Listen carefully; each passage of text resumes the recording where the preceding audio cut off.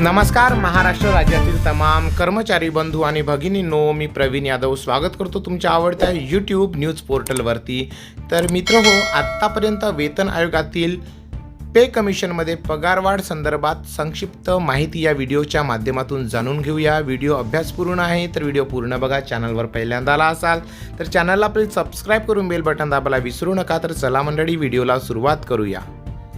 तर बंधूंनो, आतापर्यंतचे वेतन आयोगातील पगारवाढ या संबंधाने माहिती आता आपण बघणार आहोत। तर वेतन आयोग, त्यानंतर पहिला वेतन आयोग स्वातंत्र्यानंतर लागलेला होता, जो काँग्रेसची सत्ता होती आणि त्यामध्ये 40% वेतन हे वाढलेले होते। दुसरा वेतन आयोग ही 1959 मध्ये 50% वेतनवाढीसह काँग्रेसच्या सरकारमध्येच लागलेली होती।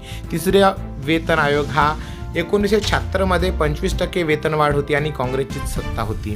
चौथी वेतन आयोग हा 1986 मध्ये 40% वेतनवाढीसोबत काँग्रेसच्या सत्तेमध्येच लागू झालेला होता।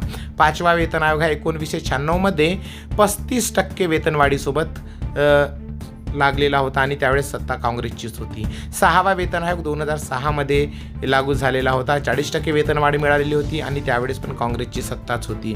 आणि सातवा वेतन आयोग 2016 मध्ये 14% वेतनवाढीसोबत लागू झालेला होता आणि तेव्हा होती भाजपची सत्ता। तर अशा प्रकारे हे सर्व वेतन आयोग झालेले आहेत। आता वेळ आहे 8व्या वेतन आयोगाची। तर 8व्या वेतन आयोगामध्ये किमान 20 ते 25% पगारवाढ होण्याची शक्यता आहे।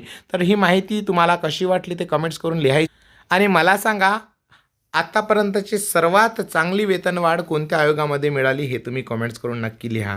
चॅनलवर पहिल्यांदा आला असाल तर चॅनलला प्लीज सबस्क्राईब करून बेल बटन दाबायला विसरू नका। तर परत भेटूया अशाच एका सुंदर व्हिडिओसोबत। तोपर्यंत जय हिंद, वंदे मातरम, धन्यवाद, जय महाराष्ट्र।